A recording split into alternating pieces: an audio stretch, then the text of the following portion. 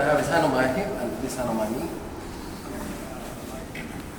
This hand here and this one on my knee. And his head low, right? So basically, I always want to try to pummel my left leg to the inside here. So it takes pressure off my knees, right? And now I can basically relax. I can even let him push this knee through and I still have the guard, right? So ideally, I can get my foot to the inside.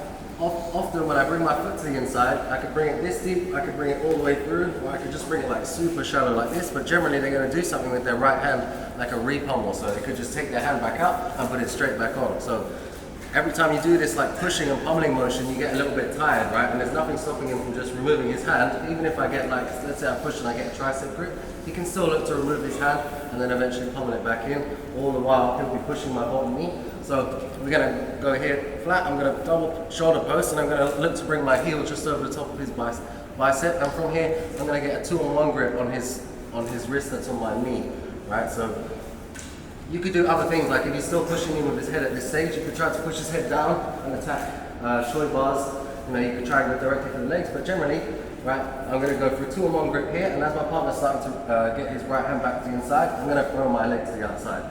If you just get a 1-on-1 grip here, he's going to pummel both at the same time. So if we get here, he just pummels his wrist out, and he goes back onto my knee again, and I'm just getting tired again. So push, get your foot in, and now get a 2-on-1 grip. So when they go to re-pummel this hand, it's difficult.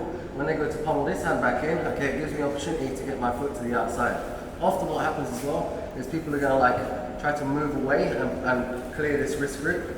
Okay, so as he does, I just pull myself in and I throw my foot onto the outside of the hip, and now I'm going to start attacking our king guard inches again with a butterfly grip, go to a 1 on the knee, right, either way. So this is the drill. So he's going to drop his head all the way low, that's like part of it. I need to first double thumb post on each shoulder, so just a bench press, right? Each time you do this, you get tired, so you don't want to do too many repetitions of these without getting something out of it. So double thumb post, lift your butt off the floor, and you tuck your heel to the inside. Now I'm going to make a 2-on-1 grip here on my partner's leg. I could try to scoot him into like a half guard position as well, but again, often when I'm reaching here with my leg, people start to posture up and run away, and they're clearing their legs. The easiest way to make a connection to them is foot on the hip, and then you can either go this grip if you're really long range, or if you're slightly closer range, you can go for the one that we did this morning with Jason. Okay, cool. Do you want to see it one more time? Yeah. Alright, so double thumb pose, I push, I swing and lift my butt off the floor. I need to chop like down in front of his arm, and from this position, don't just make a 1-on-1, make a 2-on-1 grip here, so as he goes to re-pummel this leg and run away, okay, I can basically get my foot on the hip and I can start to pull myself in. If this leg was forward, I'll grab this leg.